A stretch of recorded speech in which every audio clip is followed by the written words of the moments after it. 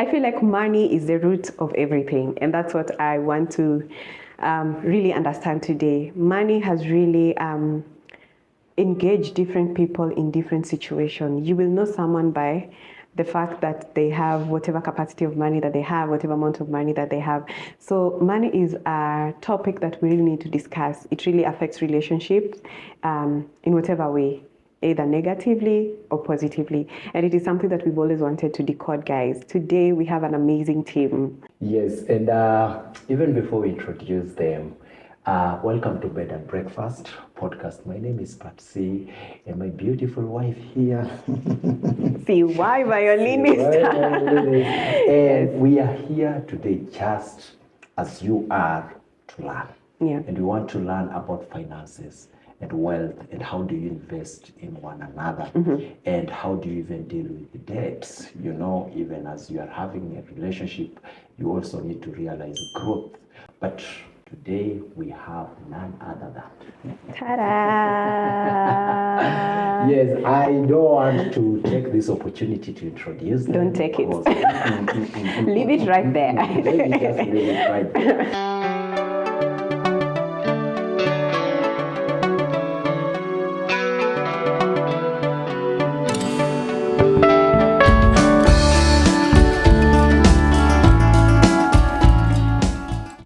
Karibuni. Karibuni sana. Thank you very much. So we are the Mukitis. Yeah. My name is Eric Mukiti Mudengi. And my name is Lynnette Mukiti. Yeah, Amazing. and we're delighted to be here. Really. Nice. Thank you for joining us today. So a quick one, okay? This is what we're going to do as an icebreaker.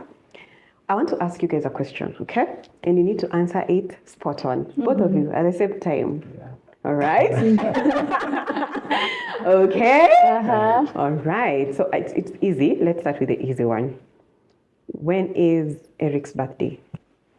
July 25th. 25th of July. All right. Sawa. Aha. That's easy. Another easy one. When is your wedding anniversary? April 11th of 11th. April. Nice. That's interesting. Very easy. Get more complicated. I get more complicated. Do you have something complicated? Give them something. Give them something. Give them something.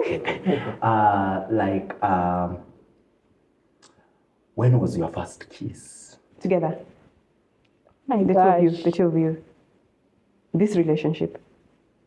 First kiss. 1, 2, 3. It was in silence. I don't remember.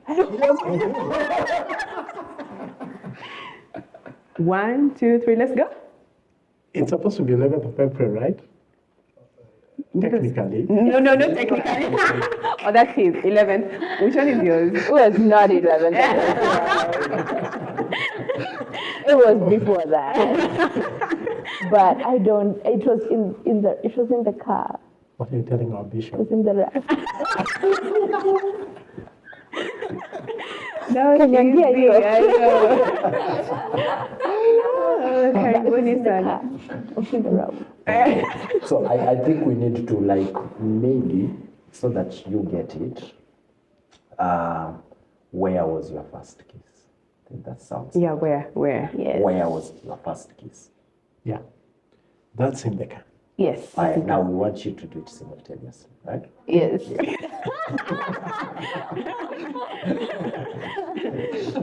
Now, can I ask again? Yes. Another question, the same question? Same question. Okay. Yes. Yeah. Yeah. Where was your first kiss? The In room. the car. Yes. Nice one, guys. It's so good. It's amazing to have you guys. So we'll go right in. But one thing we want to know is just give us your love story, kidogo, how you guys met, and as we build up to our topic for the day. So basically, I pursued her for about a year. And She was not really accepting. And I used all Had to manner, get- all manner of weapons, including my friends, to blackmail her. I lied to her. Oh my goodness. At some point, I tried to move on. I talked to her mother, but Really? eventually she accepted. So, Give me talk to her mother. How did you get to talking to her mom? well, I knew her mother Okay. before. Okay. So I just wanted to measure the kind of resistance that I would get. And I suspected that at some point I suspected maybe she was the issue, you know. When you've tried so hard and it's not working, you think maybe the issue is the mother or something. So I tried talking to her to just find out could she be the issue. And what she told me was actually, it meant that she was not the issue. She told me something very profound. She said that marriage is a story of two people. And I realized that she respects a story of two people and she's not an issue. So I continued pursuing her, and at some point she accepted. Hey, So that was was it like she had mentioned this to the mom? Not on your life. No way. I had not mentioned. It sounded like at some point she quoted that she said there are decisions she's made that she cannot undo. So it felt like there are things that she's gone too deep into, like maybe past relationships or that maybe even her family knew about, to the point I couldn't get through to her. And I Okay. thought maybe, is it likely that she's afraid of how the family would react? okay. So now I started getting into the family Okay. to try and understand what is happening. Lynnette, tell me, what is this? What happened? What was this trauma you were holding? Give me your story. Give me your life story. 1 year. What was this? Who is this guy? First of all, I was in a relationship when we met. So, and I was not looking for somebody else. I was very happy in my relationship. I was minding my own business. And this guy shows up and tells me he's looking for a wife to marry and I'm the one. And he's telling me this on like week 2 of knowing me. I'm like, this guy, he's crazy. That's like, no. You can't just have you just met me. You know what I mean? So he's telling me that as long as I'm not married, I'm not gone. That's what he told me. He told me there are people around my life, including this boyfriend, who are shareholders in my life. And he would like to be a shareholder in my life. And he was just saying so many things, and I was like, this guy's crazy. But what used to scare me was he'd stop me in the middle of the street. We were walking somewhere random in town or something, and he'd be like, I'm going to marry you one day. And I'm like, don't say that. The power of the tongue. I know. So I would be really, like, every time you do that, I would feel like he's really manifesting this thing, you know, and I was so scared of that. Because at that point, he was just to me, he was a good friend. And, but one of the other reasons why I never considered leaving my relationship for him was because I felt like the person that I ended up dating a year after meeting him and the person that I met, those are two different people. Those are two different Erics. Oh, okay. Definitely, because the amount of growth we went through together in that 1 year, just as friends. As friends. Yeah. Okay, according to him. Different guy. He was dating. He was already in a relationship. Like, he just met me and he's like, yeah, that's the one. And everything else was a non-factor. To him, he was like, you're not gone, so you are mine, you know? I was like, you're mad.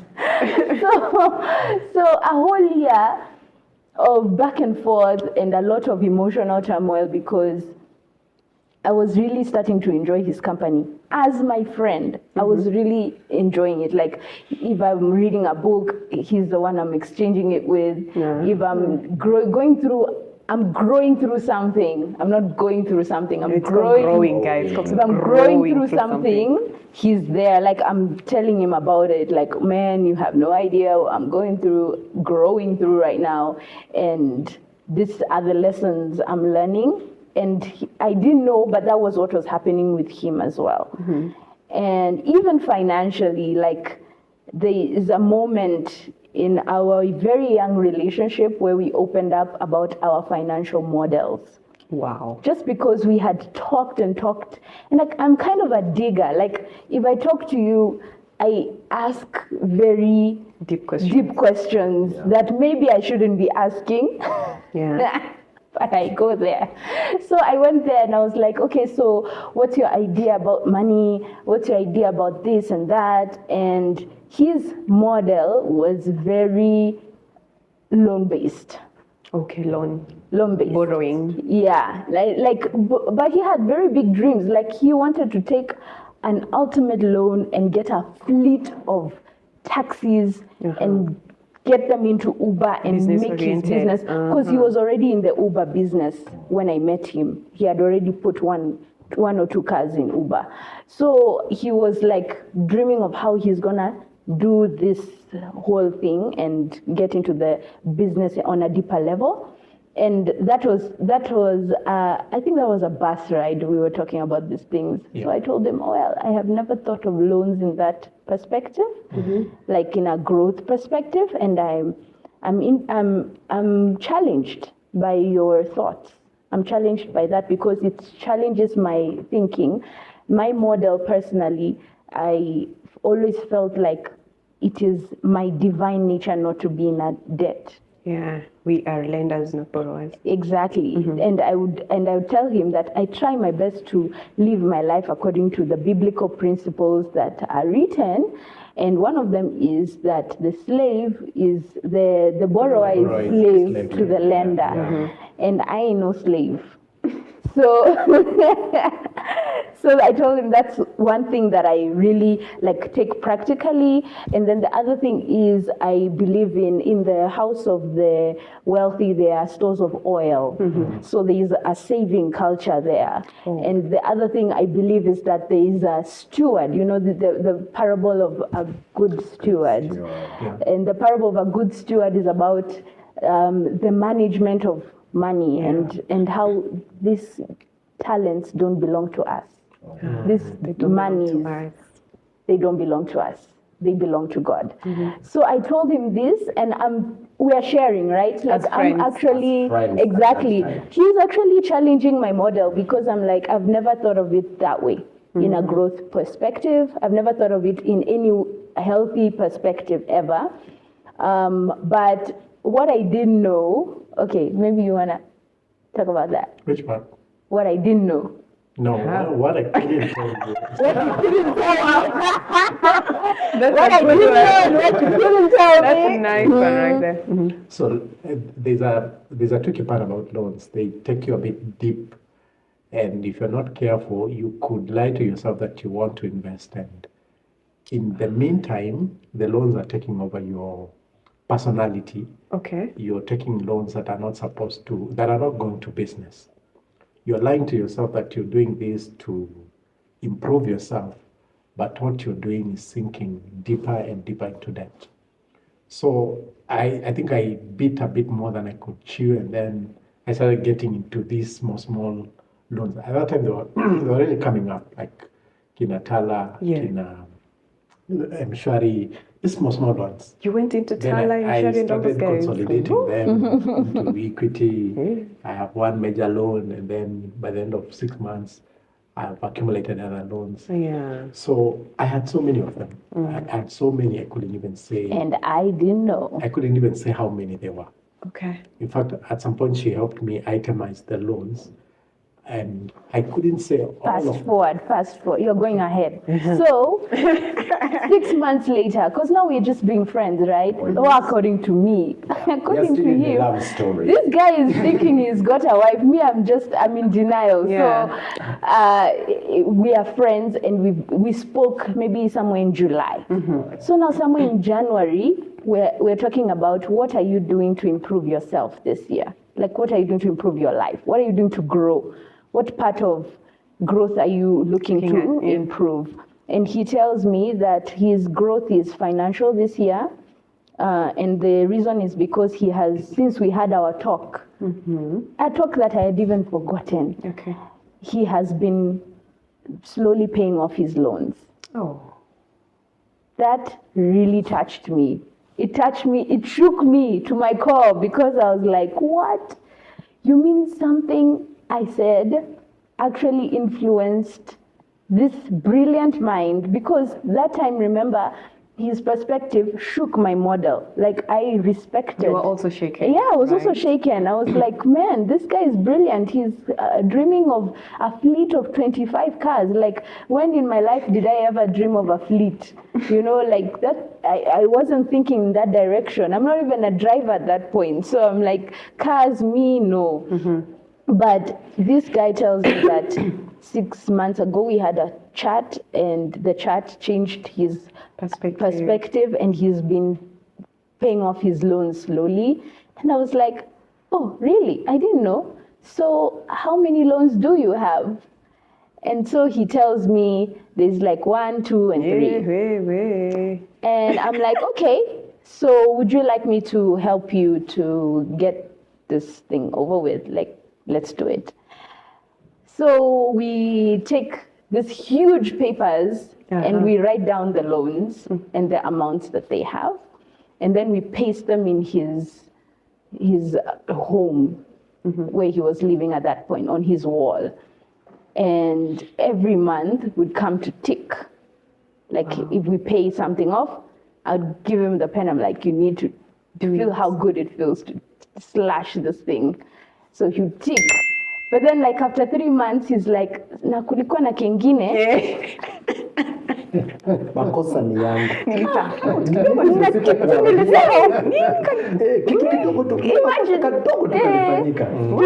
kengine hapa chini.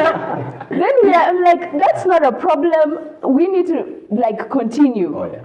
We continue ticking. After 2 months, he's like, so nilifika point nikafinyika sana, nikaona nichukue kengine. I'm like, that's not a problem. Write it down. So our approach was, and this is what I asked him, would you like to snowball these loans, or would you like to avalanche this loan? What are you talking about, Lynnette? What are you saying? What are you Is this saying? the time that you're supposed to have a Sip drink? something, sip something.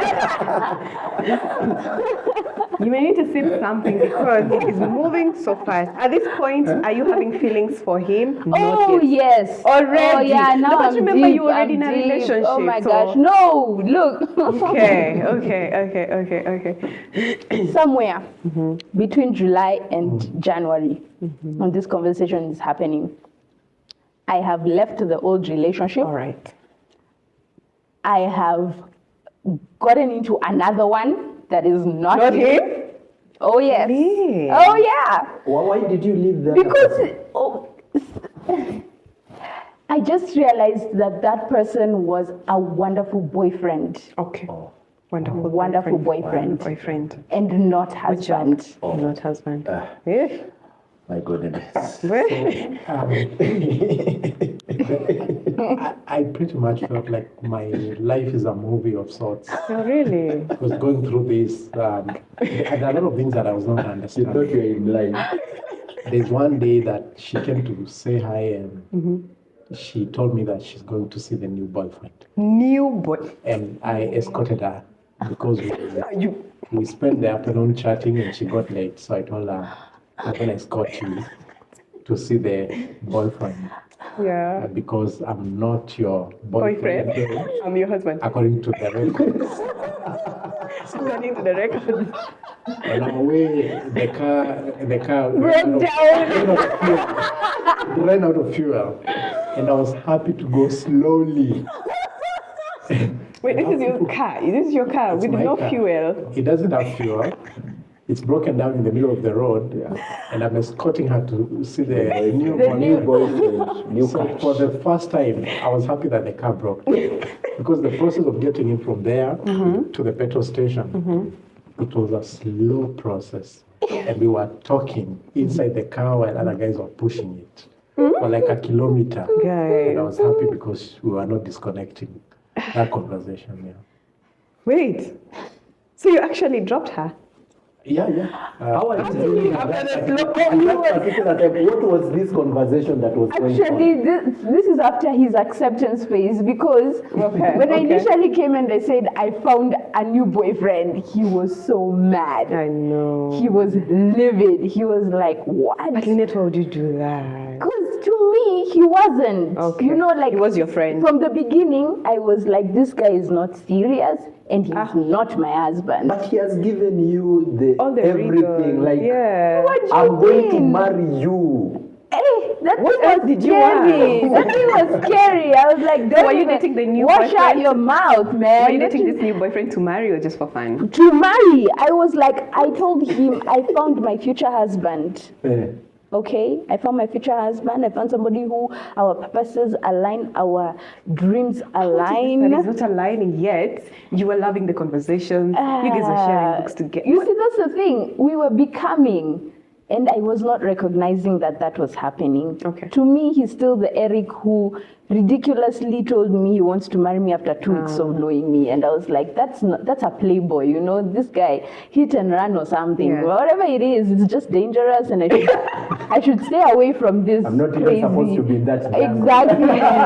Like I'm talking to you out of entertainment. You're an interesting guy. That's it. Yeah, like my motives in this relationship are nothing beyond friendship, because you're just interesting and I like interesting people, but there's no way I'm marrying you. So in my mind, I was like, there's no way. So we are busy becoming friends, and I'm not recognizing that we are becoming Yeah. something really like good friends. But now I get out of the old relationship where I'm like, I realized that this is a very good boyfriend, but will not make a good husband. And people mistake that. You think that this person is treating you so well, such a great boyfriend, will automatically become a good husband. But it's not like that. It's not like that. In my mind, I'm thinking, she spent a lot of time in Russia and outside the country. I used to feel like these are foreign concepts that Exactly. that I don't understand, and They're not she will local. wake up at some point. Yeah. So just flow on and wait for her to wake You up. thought I was the crazy foreign girl. Yeah. How else do you explain yeah. that? Like how How are relationships in Russia? My life is a drama, and I'm sorry you're in it, but I love you for it. But interesting, because I don't think relationships in Russia they're so deep.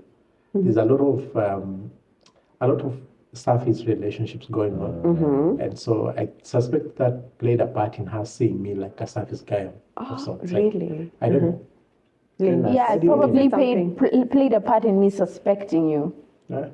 Yeah, like you were suspect. Okay. Yeah. Let me ask you, what about your other boyfriend, your The new new one. boyfriend, and you are like, I'm dating you so that we end up in marriage. Yeah, so I'm How like, did you profile your new Boyfriend. boyfriend? How do you qualify And him? disqualified. He was disqualified because he asked her out in 2 weeks. In 2 weeks. Like, I want to marry you. yeah, and then I was like, pretty boy, this guy is probably just a playboy, you know. Like, if you are cute, I just minus Wow, that's so 50 cute. points. Joker. I'm Yeah, serious. for sure. And then the way he approached me, texts me, is like, he got my number from his friend and he's like, hi, this is Eric. Just thought I should get you my number. I'm like, who do you think you are? God's gift to women or what? Honey, I'm the prize. Don't forget this. So I'm like, hey, this guy's here, and you feel like he's feeling himself. And I'm 50 like, points down. I kicked, slashed immediately. I slashed those points without blinking, I just judged you at the door, like, this one, no. So, but he bothered me. He bothered me daily. He bothered me in my inbox. He's like, I want a coffee, I want a coffee, I want a coffee. I'm like, this guy doesn't get tired. 2 weeks, I want a coffee. Every day, hi. Sometime during the day, hi. And I'm like, hey, this guy, what's wrong with him? So finally, I'm like, fine, let's have this your coffee, so that I can come and bore you in person. Wow. So I was ready to go bore him in person. I wore like the ugliest I could wear. Yeah. I just wore shaggy. That was really bad. Like, That was so bad. all dressed. You were all Before dressed. meeting I her, know. And then equally dressed. I had been to a few dates here in Kenya. I thought when somebody accepts to come for a date, at least they show up right. looking nice. Yeah. So she shows up in this jacket, and Lynn. I'm like, well, wait a minute, is there something wrong? Is it Oh, really? yeah. But apparently, that was the realest conversation we've ever had, because that we day. took coffee. I noticed she's not going overboard on the bill. She orders what I order, like a normal cup of coffee, 200. She orders that. I don't order anything on the side, and she doesn't order anything on the side. Oh. And I had like 3,000 for that date. And she's not like And we trying to spent less it. than 1,000. And I was like, I want So- my 2K. I want my So 2K, man. I was like, wait a minute, like Who is she prioritized Yeah. the conversation over anything else, like Right. on that table, not the fancy place that we were in or anything. So And this is the thing. So me, I was talking without filters because I'm not here to impress. Yeah, yes, I I'm here to bore him. So I was just talking, like whatever comes to my mind, I'm just saying it because I'm like, I am not investing in this. I am not putting any effort into this. Really? And then whatever I said with no filters, now that's what he loved. Wow.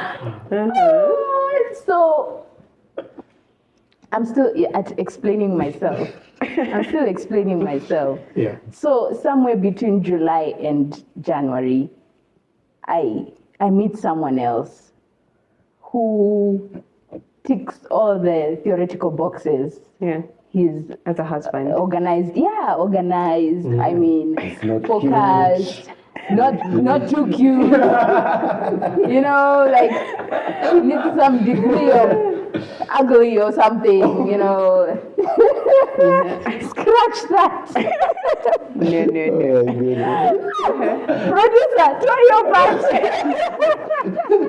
People might come to get me.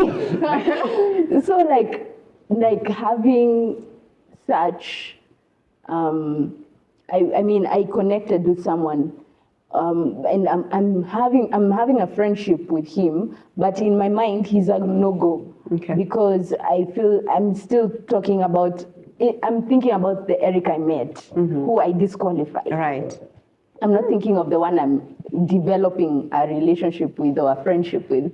So then when I told him that I met this nigga, he was so mad. But yeah, we were thought about how the kind of emotional turmoil that the two was going Yeah. through. Oh, I think I know because you wrote me a whole paragraph on WhatsApp. So she's on her way to another country, and I'm waiting for her right here in Kenya. Chama kabisa basi. Chama basi. Weka moto. And I'm chatting with her the whole time. When she's crossing the border, she stops chatting with me. And the conversation was flowing so well. I know. And then for the next 3 days, Typing. she's quiet. And I'm like, what went wrong? Is it the internet? Right. Is it the network? Then she shows up after like 3 or 4 days. And the first thing she's telling me, I have met someone else. Anyway. That's so wrong. She speaks 7 languages. That's in life. Purpose in life, Yes, Lynn. instead of like, what have I been Who doing am I? last time? Who is this? Oh, baby. What are we? Do you know, he told me until he was so mad, he had come from Ukambani with mangoes. No. Came up to my gate You and can took a U-turn All I at can my do gate. is to bring mangoes to her, and there's someone with a whole purpose around her. Like, my purpose is just mangoes. Like, how bad am He I? took my mangoes to his co-workers at work. I still want my mangoes. I want my mangoes. That was so unfair. Mangoes Anyway, zangu we get you. zilienda westi somewhere. So now he's angry. He texts me this long paragraph of how I am such a fraud. I have played him, his heart, blah, blah, blah. How he's the fool. My ex-boyfriend is the fool. My current boyfriend is the bigger fool. And then he sends me pictures from the whole year that we've taken together in groups and everything. He sends me all the pictures. I don't know if he had an album or something alikuwa anaziweka anazituma, my phone inaingia picture. I'm like, somebody is mad. And in my mind I was like, this is why I couldn't marry you with your short temper. Exactly, yeah. And this is why I'm done. Right. Yeah, I was right? Wrong. Affirmation. So now I'm in this relationship and conversations zangu na Eric zinachacha kuliko zangu na huku ndio nabamba. Now I get something interesting, and instead of telling this person, I go to tell Eric, this guy. It's like I figured out there's a back door to this relationship when I realized that she still tolerates a conversation with me. So I said, instead of being all mad and keeping quiet about these things, I'm equally frustrated, and we had developed some form of friendship. So we can still talk about this. Yeah, like we couldn't be mad at each other forever. For some reason, we were talking. Even after that whole brrr. We could act like we are mad at someone else and talk about that madness and those bad people that are making us bad at each other. So, and that was my way in, I think. So now he also starts dating someone. Revenge. As frustration, as he says that love is a sham. It's he just needs to find somebody who aligns with his purpose as well. One language. Oh yeah. Mangoes. So he gets into a relationship. When he gets into a relationship with red flags, like he tells me about, because we are friends, right? So he's telling me about this relationship. So let me tell you something. There is something that I discovered. Maybe it's a theory, but some people argue that it could be factual.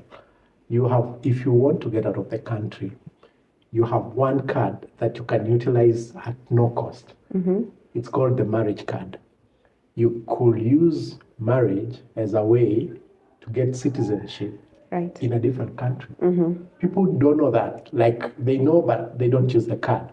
So if you want to go out of the country very, very badly, one of the quick ways to do it and just get away with it is by getting married to somebody outside the country. It's a price you have to pay. So Eric gets his best friend in Australia to hook him up with a girlfriend in Australia. You just wanted to go. Tired of Kenya. Just go.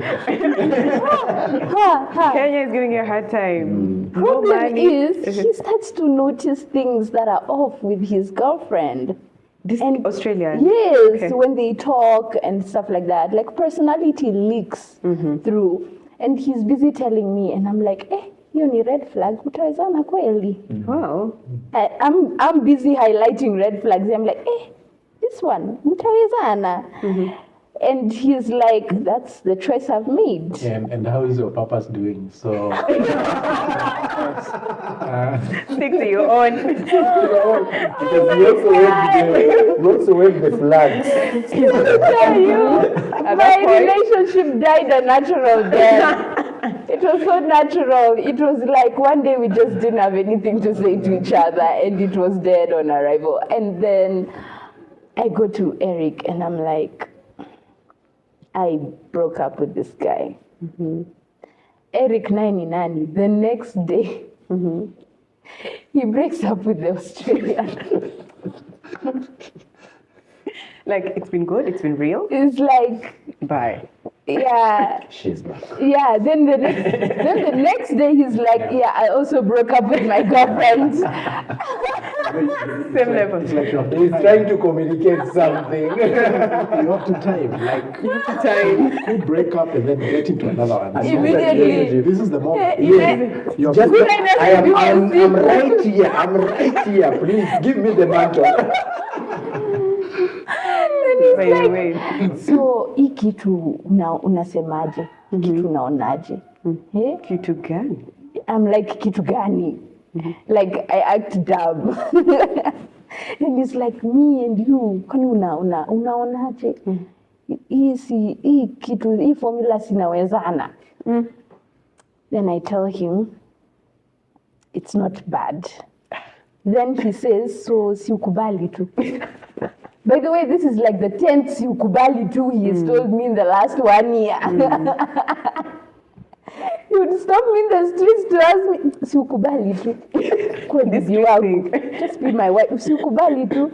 You're my wife. Siukubali tu. So now he's like, siukubali tu. And I'm like, I'll give you an answer on Sunday after church.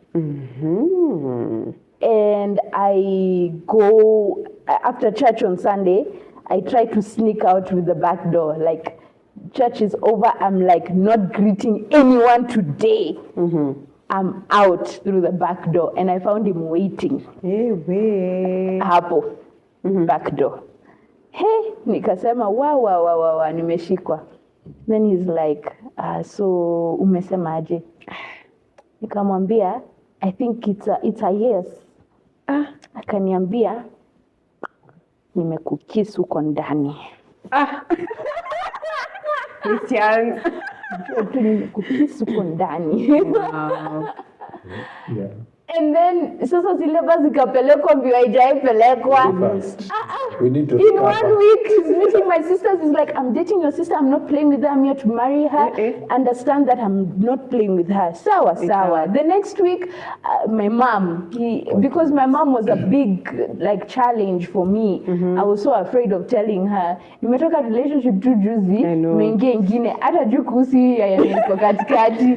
Angejua angefaint. Angesema mimi nimepoteza mwelekeo kabisa. So now she's like, I'm like, I will invite my mom to lunch and then you can hijack the meeting. So I invite her and she finds him and he's like, I wanted to tell you that I'm dating your daughter. Wow. I am not playing. I'm serious. I'm here for marriage. And when the time comes, I'm ready to go to the village and tell her father this same thing that I'm telling you. My mother asks Eric, how long have you guys been dating? Eric, confidently, 3 weeks. Wait, Eric, this is the second time you're meeting her mom. Because remember you had... I mean, like I knew my mom. He knew my mom because we're in the same church together. So he's not new to my mom, but he's new as the guy who exactly. But remember you mentioned there was a time you thought her mom was the issue.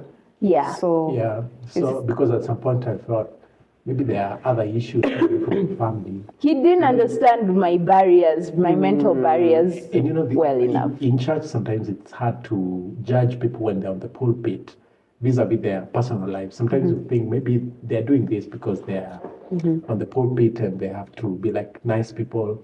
But out there, probably they're backstabbing you when you want to date their girl. On the pulpit, they say, oh, we're encouraging people to get married. Yeah, but not you. But when they see you and their girl, they're like, no, these ones, hawatoshi mboga. Tafuta mwingine, usitafute wangu. So now, this is so that's March. That's March, right? So in January, that's when he told me, he opened up about the whole loan thing. So I'm helping him out as a friend. Like, are we avalanching the loan or are we snowballing? No, you're dating. This is, so I'm talking about the period where we were not dating.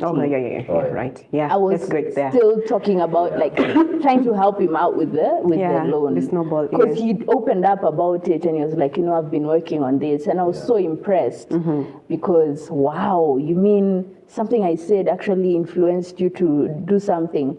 So we start doing that and then pole, he starts bringing out these hidden cards, to loans. And so when we start dating now, I'm on steroids. I'm like, okay, you're my person now. Now it's personal, like we have to conquer this. So let me tell you. So there is a time that I think in between the conversations, when we started opening up about the kind of models that we are using, there is a time we were in, I don't know which hotel was that. So we were talking about her model. And I asked her if she has any savings. She was a bit shy because she was telling me that she has invested the money somewhere and she has kind of lost the money. Okay. I asked her, okay, how much money are we talking about and that you've managed to save? And she told me, I'll tell you as long as you don't tell other people. And then she said, As long as you don't judge. and Listen, but don't judge. Listen, but don't it's judge. $1,000. Wow. I had not saved $1,000. I had not saved 5,000. I had not saved 20. I had not saved more than 20,000 shillings in a row. Like I was so into loans. I had never been on such a positive. $1,000 is 100,000 Kenya shillings. That's shocking. She's And actually talking about dollars. that was not not Kenyan. Saved working. that money when she was a student. Wow. I couldn't imagine somebody could walk because she could sometimes walk around town.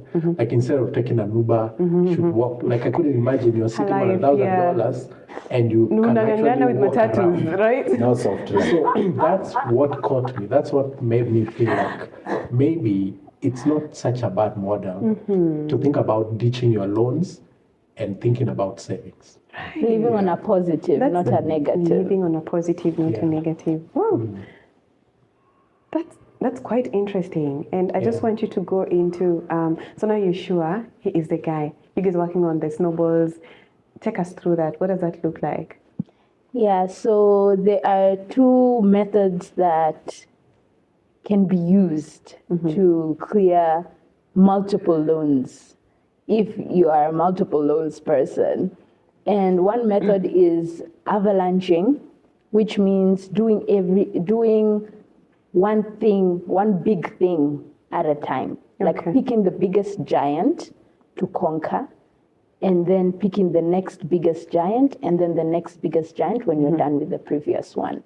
So this is avalanching, like putting all your effort into this one Big thing. one at a time. And then there's snowballing. Snowballing is they're all here. Let me give each of them a little portion, piece yeah. each month. Just a little until they become zero. And so that's those are the two methods that I was trying to recommend Yeah. to him about how to get rid of the loans. And so I think we avalanched, right? Am I with snowball? We did a combination of Yeah, we did a combo. depending on the loan. Yeah. Like there are loans we had to avalanche just because it was so big. You just feel like I need to conquer this monster, and then the there were other thing, these that it's like because we wrote down the targets and they were very clear, and at some point we could give some deadlines, to some of those things. To my surprise, the deadlines that we gave, we actually met them. We didn't have all the money, Right. and I felt like at some point, I don't want to say the Holy Spirit used all ways possible to make sure that we arrive at that point. But I broke my leg at some point, and I got paid a group life cover. Right on time, just before the deadline. I actually got enough money to clear off the Yeah, remaining. we took a faith step. Like we were writing in faith that Yeah. we're gonna finish this debt. That's specific. Yeah, in a specific time, and it wasn't like, it's a faith step, so it's not like practically all numbers. There's a lot of trusting in God in that, and you don't know where the money is gonna come from, but you're doing the small. You're able to, like, if you're able to remove 50% of your salary or 40%, you are doing it faithfully. You are doing that small you can do faithfully, but there's this big vision you've written down, and you're like, hey. If it's not big enough, not scaring, it's not God-sized, So there's that God factor, and we talked a lot about the God factor that year. We talked about how dreams should always have a fear factor, like a scary. Oh, if it's not scary, leave it. If your dream is not scary, it's not big enough. If your dream is not God-sized and it doesn't scare you, then it's not big enough. God size. If a dream is God-sized, then you can go into it because you leave at least some room for faith. Yeah. If you can calculate every move, every factor in your dream adds up. Where It's is not the big faith? enough. Where It's is not the Where's the where faith is the factor? Where's the God provision for factor? faith Yes, there? where is it? Wow. Where is your faith? What role is God going to play here? Why Okay, so even you're going to praying? say, oh, I Right. nilipanga na ikapangika. Oh. You're gonna boast there, but where is the boast in Christ? Like where is he gonna show off? Oh, Yeah, yeah. You need to because give him the he's room actually to show supposed off. to show off with you as a person because you're his project. Exactly. So he should use what he has done to your life as a show of his glory. So if everything that happens to your life, you're the one who's done it, then where's God in that? It doesn't make a lot of sense. Yeah. The other thing I think is she was talking, so there's the question of desiring to be unified in our approach towards Right. finances because we're now becoming a couple. Yeah. So I think in these initial conversations about marriage, one of the things that started coming out is her desire to have a husband where there's some sort of convergence in direction from a financial perspective. Right. So, and I think there's a Kenyan, I don't know if it's a Kenyan problem or an African problem or a world problem actually, where men feel like they will be providers in the marriage while the ladies are on the receiving end of things. Yeah. I go work, you go chop money. Yeah, so- your money is our money, but my money is my money. Yeah, so people don't like think about a situation where the wife is earning and the husband is not earning. Talk about that. Or where the wife is favored financially and the husband is not. Yeah. So you are there thinking that you're supposed to be the provider and you're not factoring in all these factors, all these things that could happen in life. So she brought in that question. And early in our relationship days, I started thinking about the convergence place. And I for sure felt that the loans model that I had was not the right place to converge. I felt like it would lose her at some point. We will get into this journey. I don't understand it. There's a lot of secrets and side deals and things that I'm revealing from time to time, slowly. Some of them I'm too ashamed to say them. And hers is a straightforward model where she can save. And the only problem with that is that she has overinvested and probably over-risked. That sounds more Different. easy to talk about. Right. So I decided that we need to converge somewhere. And I only decided that because she had already made up her mind about that. So I said, maybe we need to converge at a point where we don't have loans. So my point here is I think there's a place for oneness in finances when people are married. Yeah. Yeah, I needed to talk about that because I was having, I think I saw it on a post, Dave Ramsey, and he was talking about if you guys are not having oneness in financial matters, you're just two roommates Yeah. wearing rings. Oh, And you'd find out that there are people who invest secretly. A lady may have different investments, secret investments, and there's lack of transparency. Are you guys Yeah. able to talk about that? Yeah, that's a largely trust issue, and that is one thing. Like that is one reason why I could not marry my perfect boyfriend, Okay. because when you are in a relationship, you really have to put a magnifying glass to all the little red flags you are seeing. Like marriage is just a magnifying glass. Everything that you see before you marry that looks questionable will be well magnified when you marry. And that goes for money, because every habit you see when you're broke, somebody is broke, whatever they're doing, every small habit, whether it's a good habit or a bad habit, give that person money and they will magnify that habit properly. So if they're not a good steward, there's no amount of money that's going to make them a good steward or a good manager. If they're generous, more money will make them more generous. And so that's how we look at marriage as well, just like a magnifying glass. So I told Eric that uncategorically, I am not ready to be in a marriage with a financial secret. or any kind of secret for that matter. That was just my irreducible minimum.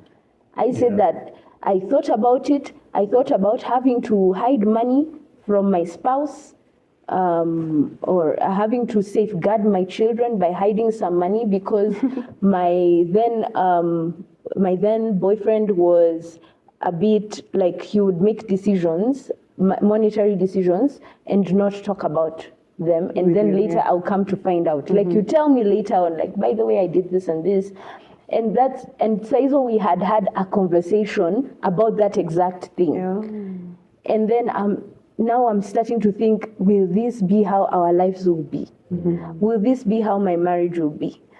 Do I need to start to put aside money because my children might be in danger because their father might be having some habits that I can't mitigate against? Financial, exactly. You see that? So I told Eric, I am not ready. One of the reasons I left that relationship was that I was not ready to have that kind of marriage. Yeah. And I think one of the best decisions we could have made early in our relationship is the question of oneness. Because if you think about it, any other model is a concept. You can choose any model as a couple, but the best model is the model that has a unifying factor. Right. As long as there's some convergence within the model, it doesn't matter the model that you choose. Doesn't matter the model, okay. Because at the end of the day, if you have a model that doesn't unify you, then that's the beginning of maybe the conflict. It's the beginning of the end. There's a lot of, I don't know, I see in our country, there are a lot of, there's this vibe of people surprising their wives a lot. And people, I don't want to mention names in our country. Let's not even mention our country. In our country, people doing a lot of big things and then they surprise their wife. Financial things, surprise, I've done this. And people are like, wow, he's so good to the wife. But if you think about it, it is better if they were making those decisions together. Tell them what you think about when you see those things. What do I think about it? If you did that for your wife. If I did that to my wife, she would not be surprised in a positive way.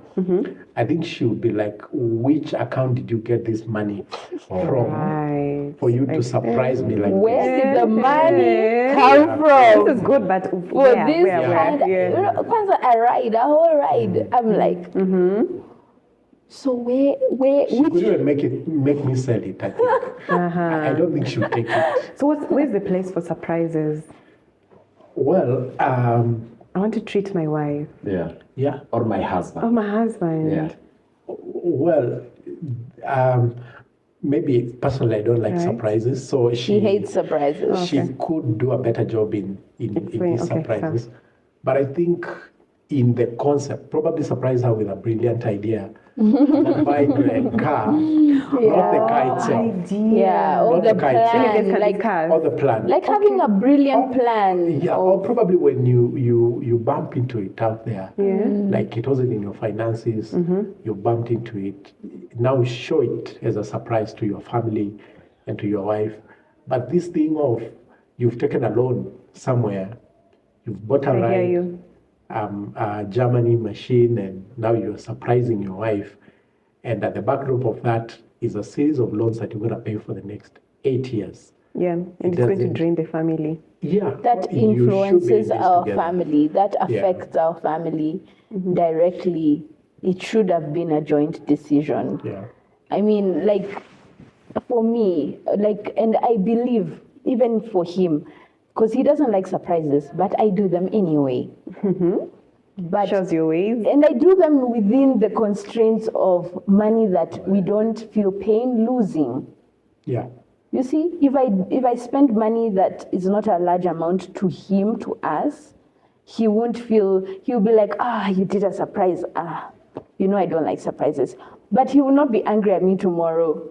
You see, but there's an amount I can spend, and tomorrow he's like, you did that for real without telling me? How? Yeah. So this discussion as you are having, there's a markup that you've put as a family that if it is a matter of surprising, it can never go.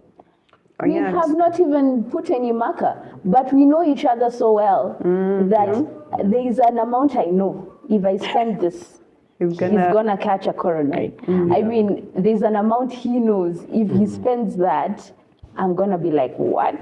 And this comes from a lot of conversations. Yeah. Because finances, you cannot be a couple and you don't talk about finances. That's a tricky You topic. literally have to invest in the time, Tough conversations. the moods, Yes. and the process of talking about It's finances. a painful process. People want to avoid it. The conversation doesn't end in one day. It's a journey. Most of the time, you have to stop and focus on the kids. You have to stop and focus on the evening. You have to figure out how do we fight about our finances. You have to know when is the best time to talk about your finances. Wow. You have to learn to postpone conversations because they cannot end quickly because oneness is an investment.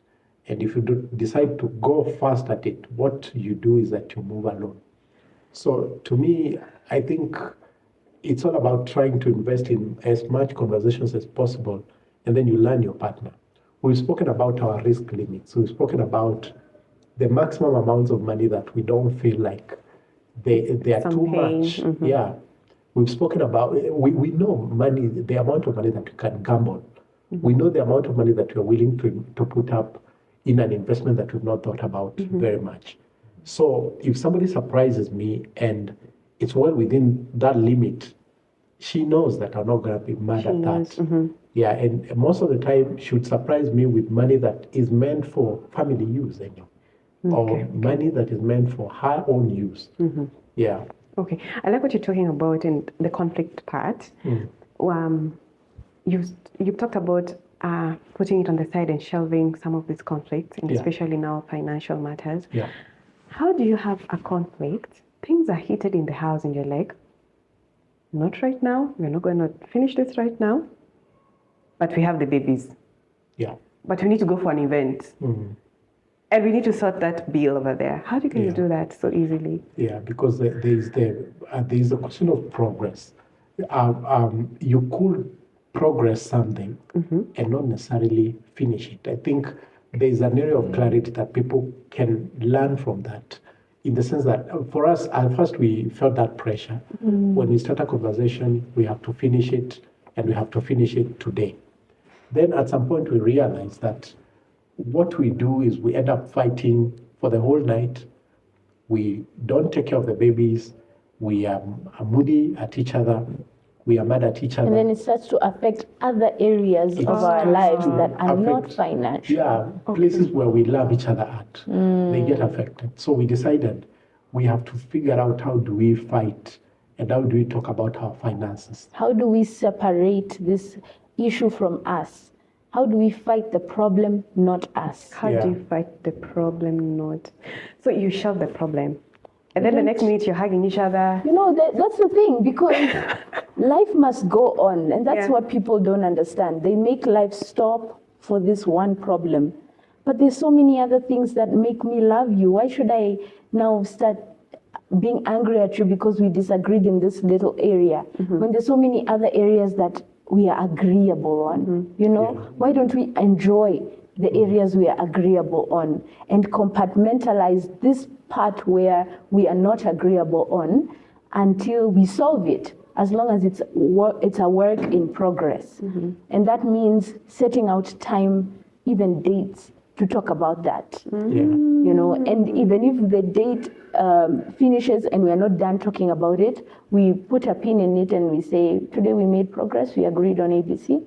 We have not yet agreed on EFG, but we can continue this conversation later. And I love that, because people are in a relationship, and there's one thing that many couples struggle with, especially now when it comes to how do we separate our accounts, because now there's that big conflict, like you have your own account, I have my own account, and we have also a joint account, and do I have access to The joint. joint account and even your Personal, own yeah, personal individual. account, because it brings that conflict. Now, as you are saying that you go to dates and assuming this is one of the things that you are talking about because it is financial related, how do we handle this?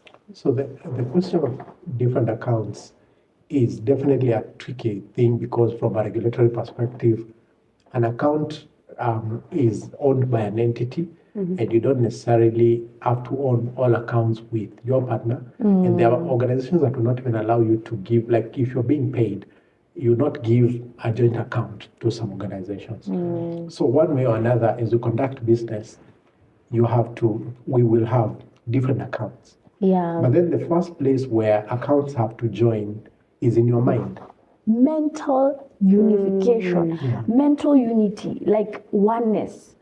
If we are one, it will never matter whose account what is in, Yeah. or what names the accounts have, or whose name the accounts are in. If we are one, truly one, it will never ever matter. I have an account here, he has an account, this account is a joint, this is not a joint. The idea of having a joint account or not is a mental block. It's a mental idea. It's a mental stopper. Because we could claim we are unified, but then I care that the money is in my name. You see that? Yeah. But we could actually be unified and the money is in my name, but it's ours. I see what you So mean. you see, once people start to talk about, oh, should the money be in my account or his account, you're already not thinking in one accord. You're already not unified. Yeah, because You're already there's a lot of separated. safeguarding that people are doing. If you think about even the ownerships of titles and properties, Yeah. a lot of this is like a fail-safe option in case things don't work out at Yeah. the end. Yeah. So people are saying, maybe in case my marriage doesn't work out, I'll have a backup. I have a backup plan because I have some titles on Yeah. my Put it in name. both our names. In case maybe my partner gets convinced by their parents that they need to leave me, I have a way out of this. But then the starting place for foundational a Christian is when they're getting into marriage should be some sort of permanence. No like way out. you are in No and you're first in safe. for life. Till death. Yeah. The only way out of this, and I always tell him, dude, I'm gonna bother you till you die. Like this is till death. Yeah. The only way out is to heaven. Yeah. That's the only exit. Exit to heaven, exit to the Father.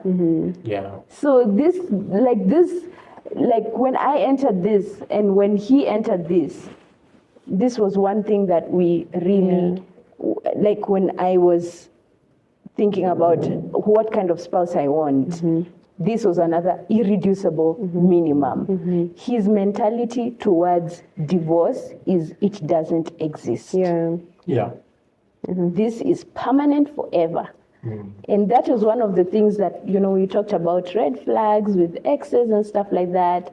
And Eric had some few incidences with some exes where unasikia msichana akisema, kwetu hakujachomeka. Tarudi. Like Na when, kwetu. and it's not talking about their relationship, but talking about another one. Like, when you watch a movie, and you're like, if somebody ever did that to me, kwetu hakujachomeka, my mother is still there, my dad is still alive, things like that. go back. But this is the character of a person leaking, that they actually in their minds have a fail-safe. They have a plan B. This marriage is not the only, A to Z. So when we were talking in our conversations before we married, one of the things tulikuwa tunapimana nayo is that, do you feel that marriage is like something you're trying out, and if it doesn't work out, you're out, or what? And we unanimously agreed that this, once you make that decision, it is permanent. Yeah. And it reminds me of one of the assets that we had. We bought a car and we put it in her name. Oh.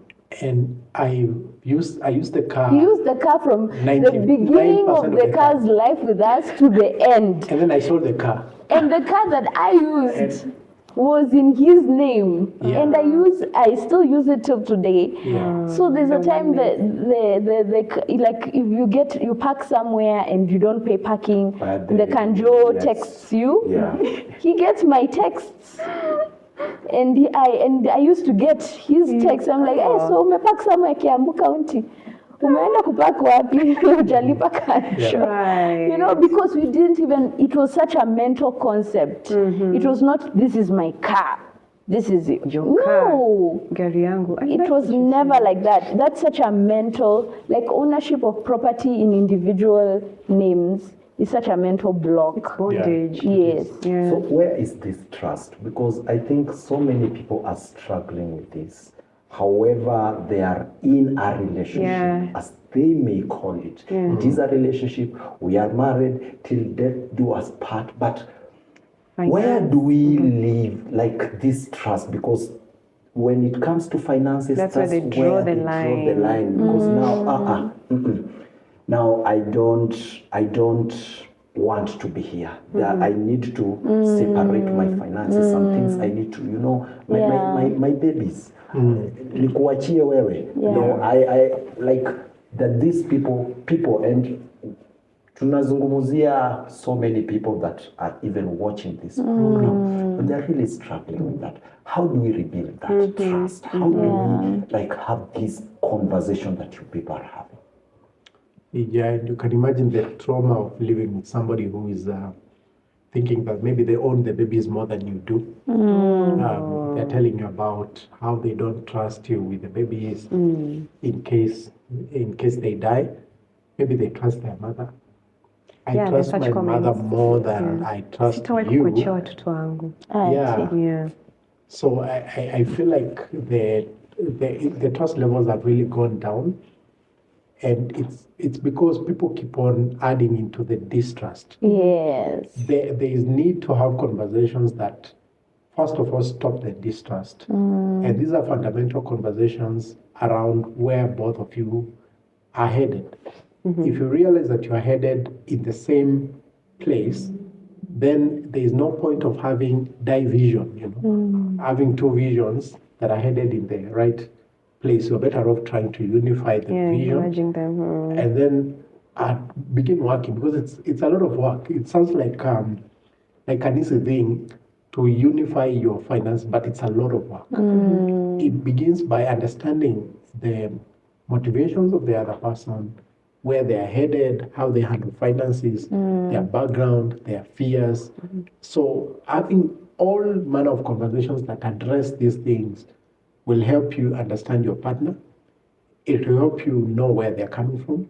It will help you know why it's so important for them to hold on to an account, to not put you as the only beneficiary in their pensions fund. They've put their sisters, 3 sisters. They probably put somebody you don't know. That's such a trust problem. It will help you understand why they don't tell you their PIN number. Even their M-Pesa, they don't want you to know the amount of money that is in their account. There are people, there's a colleague I used to work with who once told me that when she joined the organization, the husband saw the payslip, and that's the amount that the husband thinks that she's earning. But over the years, she's grown. She's earning like 4 times what she was earning. And she's kept this illusion to her husband that, this is the same amount of money that I'm using. But then when you have a unifying model, then you don't even have anywhere to use the money, because if I keep the money to myself, where will I Where use it? am I going to use it and hide from you? Yeah. For how long? If you pay school fees with that money, I will not be surprised. I'll be like, where did you get the money from? At the end of the day, school fees is our responsibility. We need to pay it from the money that we know.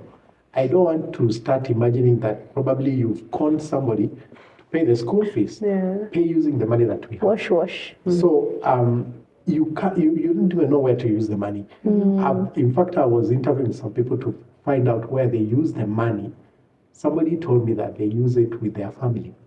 Like they do things for their Extended Okay. family. extended family, because that's the only place they can use the money, where the husband probably doesn't know or shouldn't be informed, or where they Yeah, I see care that. and they feel the need to use the money. But the antidote to that is to say that even for use cases about money that extend to your extended family, talk about them. Talk about them. Why don't you talk to your partner about your brother's issues and allocate some money for those things? There's nothing wrong with you using money to address her family issues, and it's your family money. Because otherwise, if you are not able to talk about it, what he or she does is that she uses the money anyway in your behind your back. Yeah. I have two opinions. The first, and 2 points of breakage of trust. The first one is at the fundamental beginning, Right. foundation. How did it start? Yes, they were not talking about money before marriage. Because there are people who save some topics for marriage, which is a very big error. Yeah. Because there are tough conversations that need to be had before marriage, so that you understand what kind of deal am I getting into, and am I ready to get into it permanently? Like, is this really what I want my life Am I to able be? to compromise? Exactly. Like this mentality this person has. Because if you don't talk about money, you never know the mentality of that person towards money. And you're like, is this a mentality I can live with forever? Because marriage is the magnifying glass. So whatever you're seeing there unmarried, once you marry her, it's going to be times 100. So that is one point people don't talk, and that's where trust is broken, because you didn't even trust them enough to talk about this before you married. How are you going to trust them in the marriage?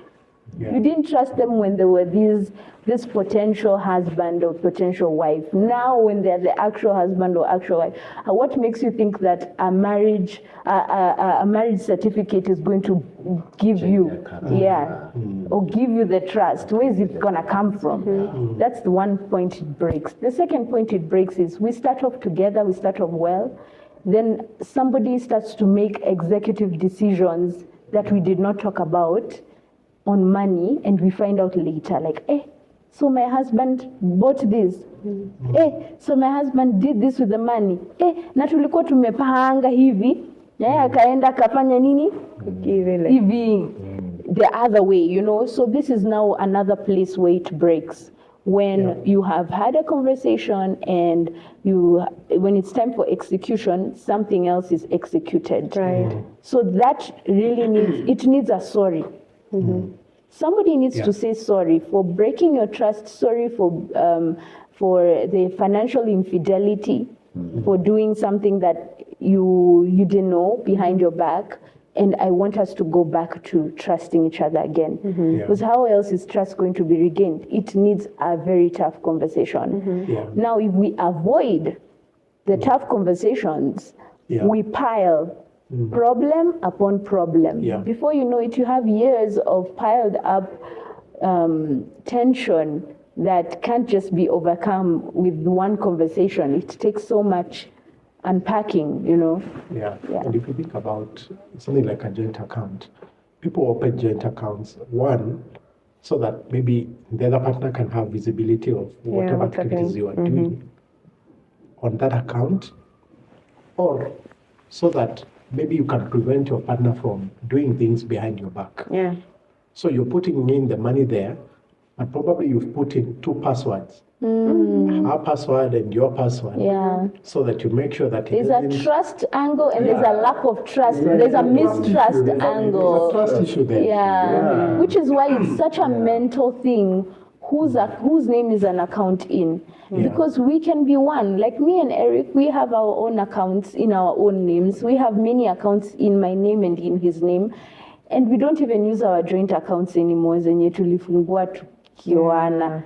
We don't even use anymore. About that. We were really concerned about the joint accounts. We've not been using them. Because it's a mental block. Unity or lack of is a mental issue. So you can be having all this, but he knows what's in the ones in my name. I know what is in the ones in his name. It's a question away. It's a password away.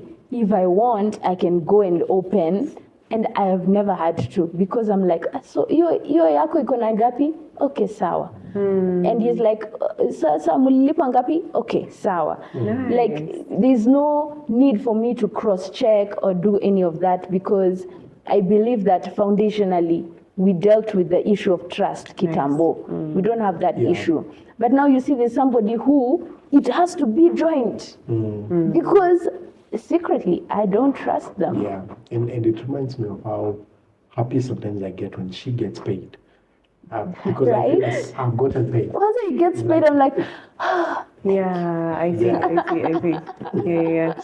because when it's like, tumelipa, and I'm like, let us sigh together. Yeah, right. Yeah, because it's our money. And this is the other thing about people. And you see, when you have this, when you free yourself, when you emancipate yourself from the mental block, Emancipation. mental emancipation from that block, it will never matter how much I earn versus how much he earns. Talk about that, guys. Talk about that, guy. I want you to talk about, are there instances where, Eric, you have had that, or maybe you've had stories out here where, as a man, you earn less than the woman in the house. Yeah. How does that look like? So pretty much, yes, it's happened in our lives. When we started off, I couldn't even imagine she was going to marry me with the amount of money that I was earning. I was earning like a third of what she was earning. Wow. Of course, I had been employed for a longer time, so I had a few assets here and there. But in terms of the earnings, the money checking in month on month, she was earning way more. In fact, at some point, I was a bit worried about that, because I felt like, why is she taking this kind of a deal? It sounded like A road deal. Why are you here, though? You should be here, but why are you here? yeah, but I couldn't talk about that. Exactly. I don't think I was talking about that. Yeah. No, but you see, to me, it was such an injustice that he was earning so little. Yeah. Because I believed that he had the potential to earn so much. I knew the kind of worker he was. He was working so hard where he was and getting very little remuneration for it. In fact, I was inciting him to quit his job if in the next 4 months nothing changes. Yeah. Because I was like, this is unacceptable. Afadhali utoke hapo ufanye biashara, because you have a brilliant mind, you should not be earning this amount. Yeah. So we were like, he was scared. He was scared of my radicality. You know, I was so radical. He was like looking at me like, hey, bana, quitting. Hey, man, a permanent job. And he's the Quitting a permanent provider, job. you know. And we are getting married in a few months, you know. But I was like, for sure, I do not agree with the value that is being put on you, the reward, and the kind of worker I know you are, the kind of things he's giving to the company. I knew this was not his level. And so I was pushing for him to quit. What are you? 1/3 of what I was earning. I was pushing for a zero, so that we start afresh and get to 1 million or something, you know. Wow. So I was rooting for him. Right. And when we started, every time I hope, baby, I hope. I made us feel that this money is our money. Yeah, you did. You did. Never ever did I ever say my money or your money. Yeah. Wow. And it was a process, because I think at some point I had caught someone because I was into Uber and my driver had gotten arrested, and so I went in to support him. He was so stressed. And I didn't have money. And she came in and told me, you know what? I have the money, so just go to court, and whatever happens, Let me know. I am here to make sure that you don't get jailed. Yeah. So we are using our money, and that was before marriage. So Yeah, before we married, he was so yeah. stressed because he was already in this journey of paying off loans. So by the time he is paid, like mshahara inabaki, like very little money to survive. and then he has this court case that might ask for crazy amounts of thousands of shillings, and like he was not sleeping, you know. I was like, how are you not sleeping and I'm here? Oh. It can't. Justice. Yeah. Yeah, I know we're not married yet, but that's where we were going, and you know, we had already started thinking as one. And I told him, whatever they say, don't worry, we'll sort that. Yeah. And mi sikujua kumbe aliguswa sana nayo. Yeah.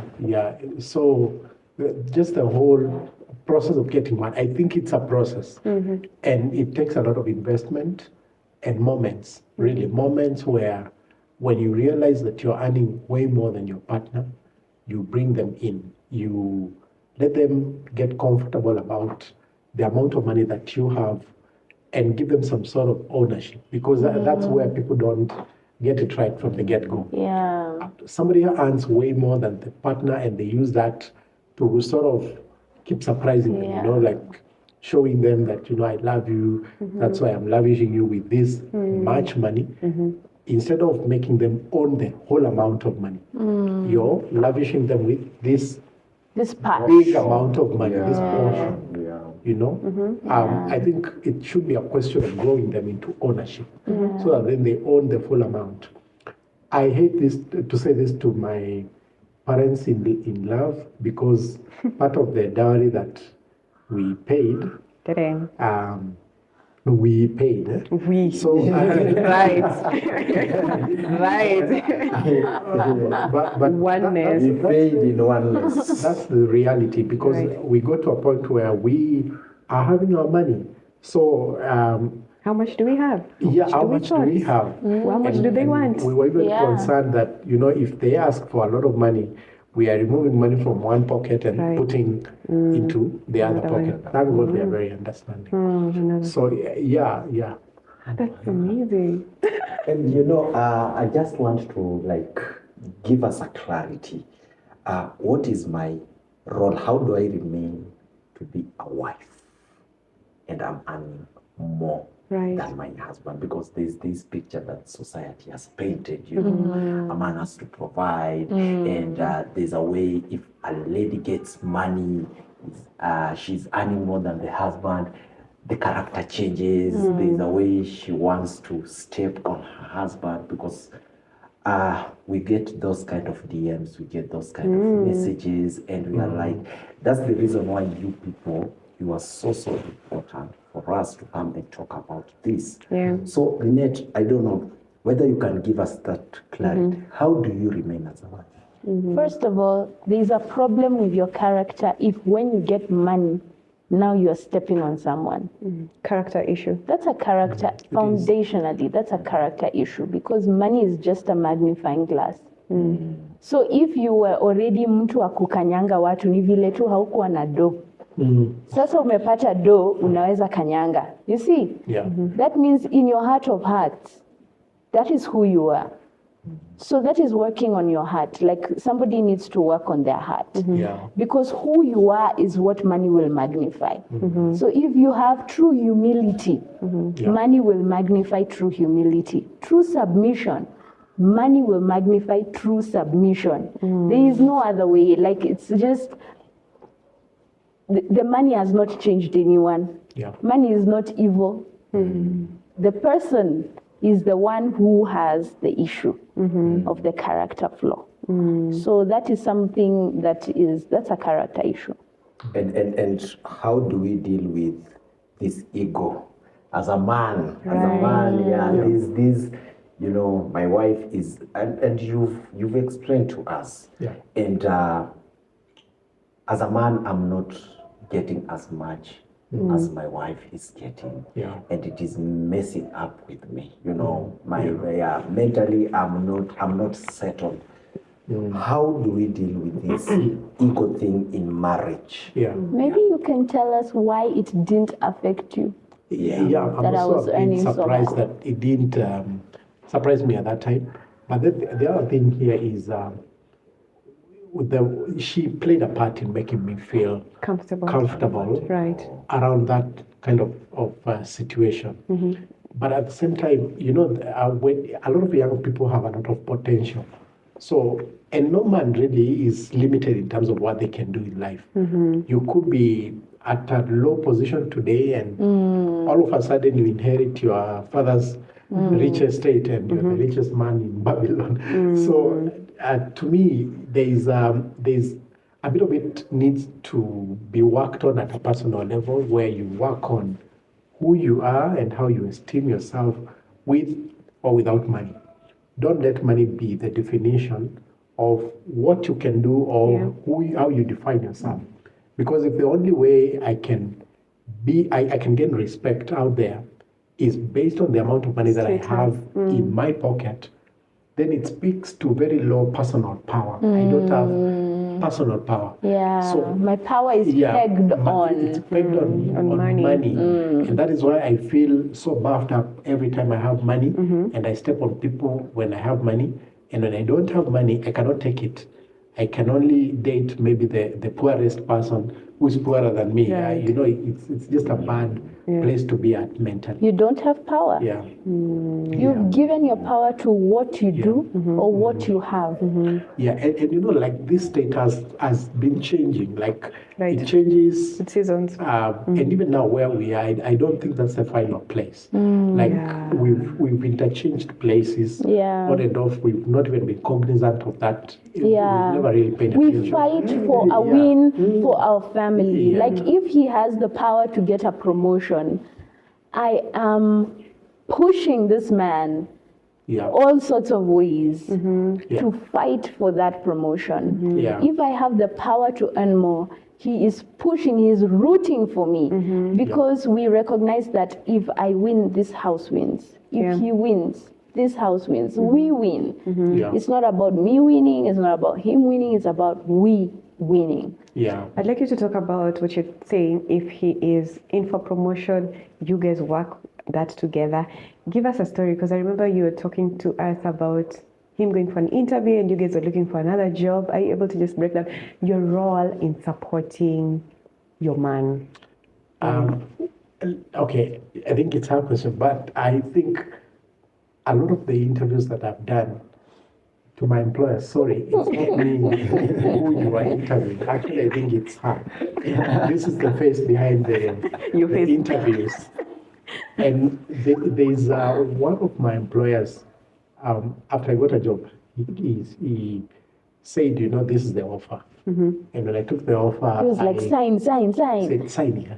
I said, give me a moment. Let me think about it, probably a day or two, and then come back. In my mind, I'm trying to get my wife to the right mood within those 2 days. To accept the offer. For me to discuss and see if we align. And I step out and I tell her the offer, and she's like, take it.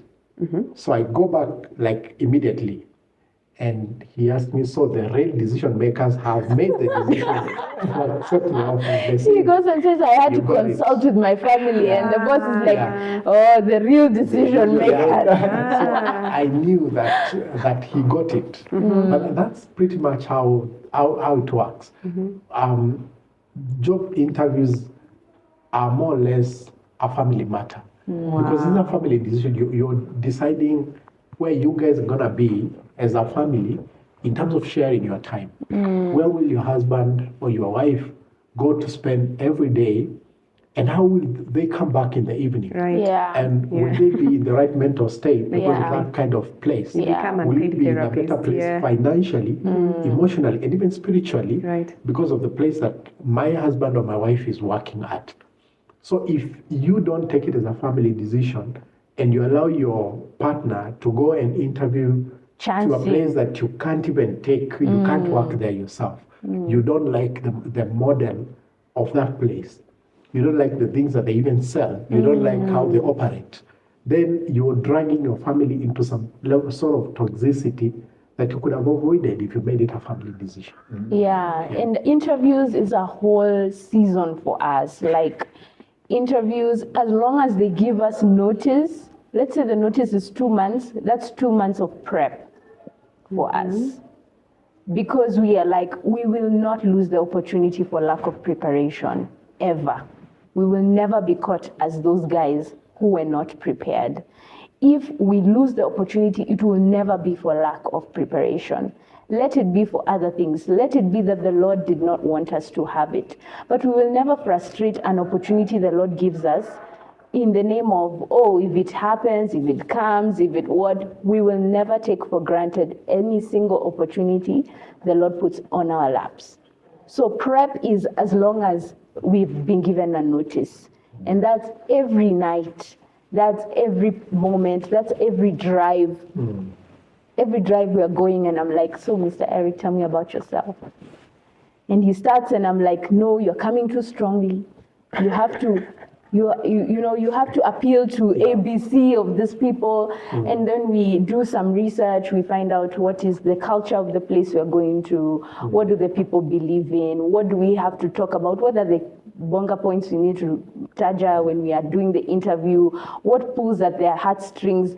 Because it's a family season. It's a whole event for us. And then think about the power of two people. Two thinking brains. Even like if you approach interviews as yourself, as one person, you're weak. You're only limited to one perspective of life. Right. If the two of you combine forces and talk about it, then your partner can see a dimension that you are not seeing at all.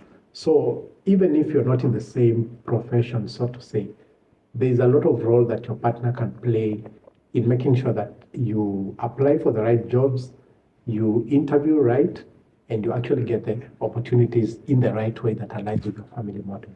Yeah, we also scrutinize the interviews. We scrutinize the past interviews. We have to say word for word what was said in the interview room so that we can understand what is it that we may have said to self-sabotage, what is it that we may say again, what is it that we need to improve on, what kind of delivery of communication, because an interview is just a communication skill issue. If you can communicate what you bring to the table properly enough, you get the job. And there's somebody who has less skill, who has better communication, who will get the job. And there's another side to it, in the sense that if you think about it, when a panel asks you certain questions, they are looking for your position. Right. And you can choose to have a position as a family, whether it disenfranchises you or not. For example, you could decide on the amount of money that you're going to ask in an interview as a family and say that you're not picking anything less than this. Yes. As a family. We have to go there And if having the pegged partner- our value. If the partner goes there, they know that they have your full backing, not to accept certain amounts or not to take less than certain amounts. And you not feel shortchanged. You not come home and say, I passed the interview, and then as you're celebrating, your partner asks you, How much? so how much are they paying you? And then you quote the amount and they're like, no, they should change to. Make that decision before. Right. Say, we are going to ask this for this amount, and if they say no, this is the list we are going to take. And if they say no, we are ready to wash our hands. You'll come home, you'll celebrate as you wash your hands for letting it go. You will actually put on balls of steel. Right. You will have balls of steel. You will stand on business. You will not accept anything less than what your value is, because you know that you have a support system that agrees with you that this is your value and we're not going to take less than that. I like what you're saying, but you guys, while you're talking, you look like you don't have conflict. Financial conflict. Okay, calm down. I want you to talk about decision making, okay? Where you have someone has an idea, I have a project, this is the project, and then there's have you ever had a conflict of mismatching, like projects, like agreeing on what project to take per season? Yeah. We have conflicts all the time. We had a conflict yesterday. Fresh. We had one in the morning. Current ongoing. There's one that is ongoing. Current ongoing. We post for tomorrow. We have a date tomorrow. There is a lot of decision-making dynamics. Right.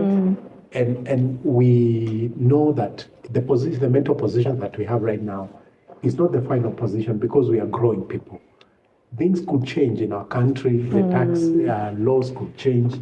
Trump could become president. And things change. You know, a lot of changes are happening. So one of the ways to safeguard ourselves is by making ourselves growing people and being open to new ideas that come from this growth.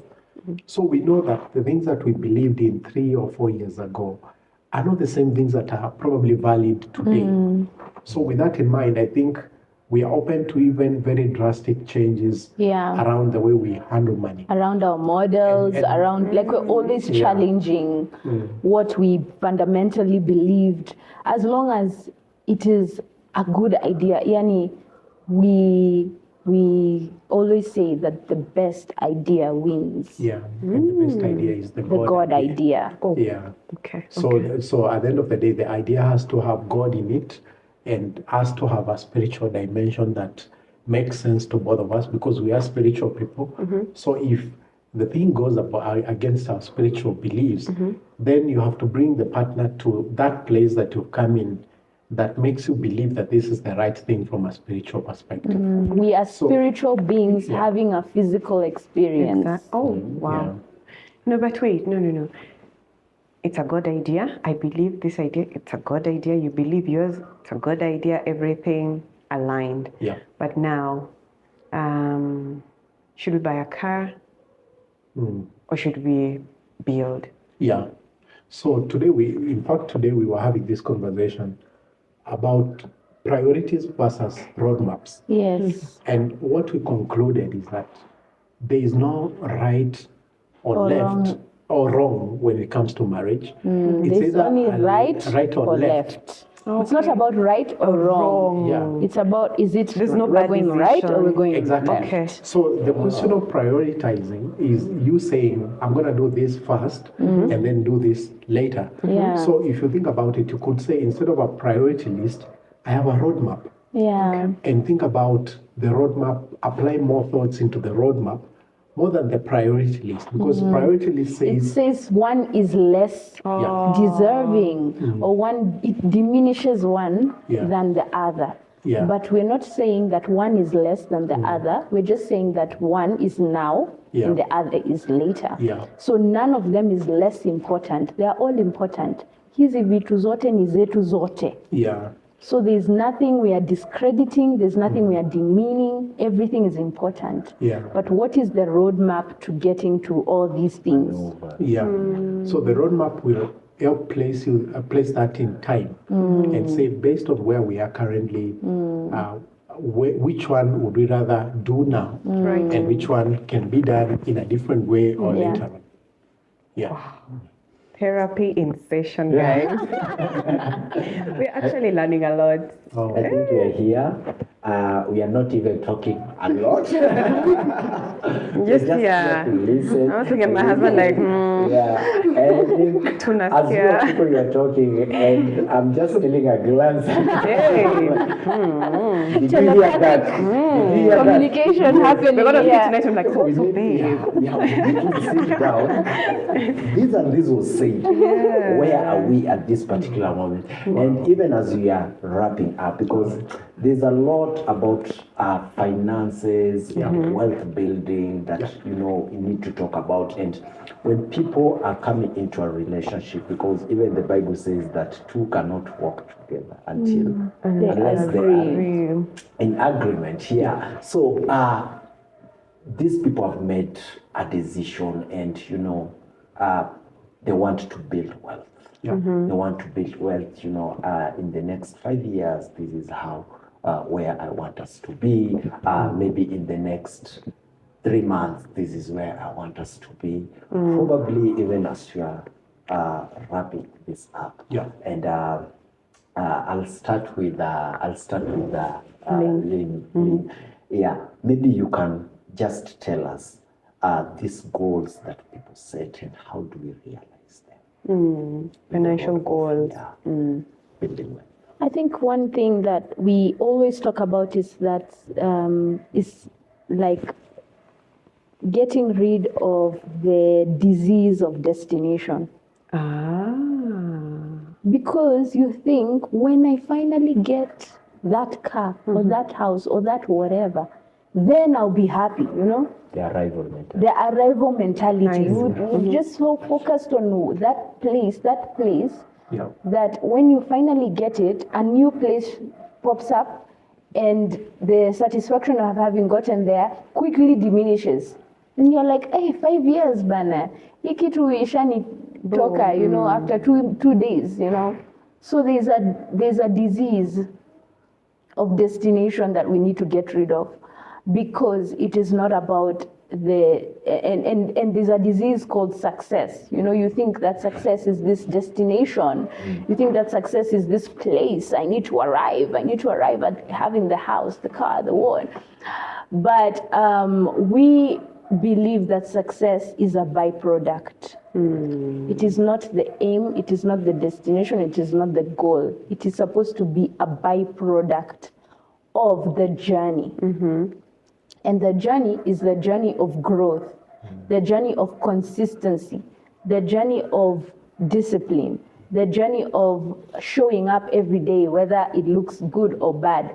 Today I saved 2K, tomorrow I save 20. You know, like I showed up. Even with my 2, I showed up. You see what I mean? So the journey is what produces a successful person. It is not the arriving at that place that makes you successful. Yeah. Success is the byproduct of who you become as you go on this journey. So that's pretty much what I think. Yeah.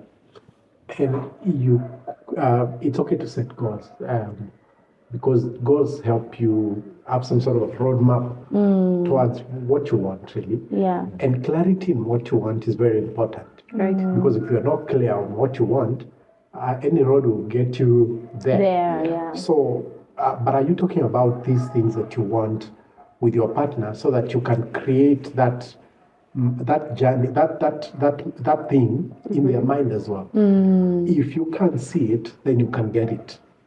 If you can see it, you can get it. And I think even from a spiritual perspective, one of the ways to get what you want is to build a mental picture of that thing. God will give it unto you. Yeah. So we should do more in terms of making our partners understand our dreams and make them enhance those dreams so that they are bigger, because I can guarantee you one thing. God always has a bigger plan than your imagination. Yes. Right. He created Always. your imagination. And so the far you can imagine is just what you can see based on the circumstances that you are placed at in terms of matter, you know, time, space. Matter. Yeah, and you cannot see much. God sees better than that. And even for the things that, because we write sometimes even our dreams and the financial thoughts that we have. But one thing that I can guarantee you for now, where we are is better than where we thought we would be as at now. Okay. And nice. it's simply because God has allowed us to not beat him, you know, to the plans. He doesn't allow that. He cannot allow that. He cannot allow you to beat him Constrain to him. it. Yeah. So he makes sure that because you're his project, you're better than you deserve, than you feel you deserve.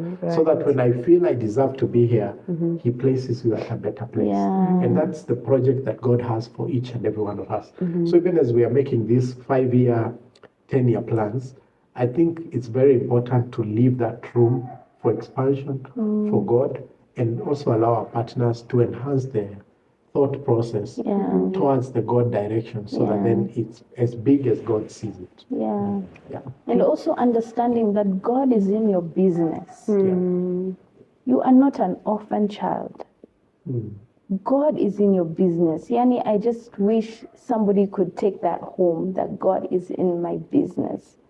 Because once I write down this vision, I write down this dream, you know, and it's very advisable, ask for the moon. Ask for the moon. Ask for the moon. Yeah. Nipeile. Yes. Yeah. Ask for the moon. Go crazy. Full moon. Yeah, the full moon, not a piece of the pie. Give it in my house. Give it to Yeah. me. Yeah, like ask for the moon, write it down, Yeah. and understand that God is in your business. So even as you are do your part, do the faith step. Yeah. Because He has to see that you are ready for this opportunity. Yeah. Yeah. You know, the preparation that Yeah. we were talking about. I'm not going to disappoint God who gave me this opportunity by not being prepared. Yeah. Oh. And I think my final thought about this is that we are also stewards, you know. The Yeah. things that we want to do and to achieve, at the end of the day, we're not doing them for ourselves. So we must also think about how does this feed into the God's plans? Because at the end of the day, even the money that you have in your pocket, it's not like you're the owner of that money. You're actually the steward, You're the a current steward, steward yeah. that God has allowed to steward that money. And we better be good stewards so that then we are entrusted with much more than what we've been entrusted with currently. Yeah. Prudent servant. I like what you guys are saying. I'm just looking at you guys. You guys are so deep. You're having deep conversations. And I'm wondering, Lynnette, you hadn't considered this conversation to be the it? Like, what more did This you is not want? that man. Oh, okay. This is a different man. Okay. Our work. Our work, guys. This man is not that guy. This has been so great. I'm just loving the money conversation because as Christians, I don't know why we really highlight the poverty mentality. I'm not for that. We are God's stewards. Yes. He owns money. He owns gold. And actually in Genesis it says that, and the gold was good. It was good gold. Yeah. So we should just really appreciate the fact that we are good stewards. Take care of that thing that God has given you, and it's not yours. Yeah. Don't hold much and say it's mine. Share, because that's how you even make wealth, by giving, by releasing, by not holding. Yes. And that's what I think my take home today is. Yeah. Yeah, How about and you? I think when you are talking, I just remember the sermon that I was listening today, and it was about, we are sucked in this scarcity Mentality. as Christians. You can be wealthy and still be humble and praise the Lord. You can know all that. And what Solomon did, when Solomon was a king, Solomon made sure that gold and silver were as common as stones. You see, so there is no this I'm going to compete with this person. Like it's available. Exactly. And these are people that God was working with. Right. So we are not serving a lesser God. We are here, and there's a plan that we set, and God says that I'm gonna fulfill the desires of your heart. And as long as you are working towards it, as long as, and God help us to be prudent stewards, because we don't want to you gave me this amount of money, I hid it. God to give us that wisdom and knowledge to traverse. And I just want to say thank you so much. Thank you so much. Right. Guys, you don't know how much this is a privilege we sought for them. God Even bless. wamefika hapa, they'd travel they have not even settled. So thank you so much for the Thank you sacrifice. so much. And we really love to have you back, because there's a lot that we need to talk about. Yeah. And just the way we say it, please, if you want us to have this conversation, because remember, as Bed and Breakfast podcast, we're having this group. We want to come pray together. Right. And if you want to be part of this community, please just comment below, because we want you here. Are you aspiring to be in a relationship? Do you know how to maneuver your way as far as finances are concerned? Yeah, we are here, and we have been sitting between wisdom and yes. So please stick around, and if not subscribe to our channel, please do so, because something good is coming up. Yes, and that has been our time. Thank you so much, guys. Thank you so much for coming. And that's it, guys. Bye. Till next time. Bye-bye. Oh my God, the conversation. goodness. You guys are rich. You guys are so rich. I feel like the guest God has given us. Episode 2. Yeah. Now sasa off camera, because we need to learn. There's some things big, I think tukifika home hata tusiweka tu kamera yetu because I want to listen to tujiongeleshe. this nini on a serious note. Because because tumekuwa tukiishi wapi?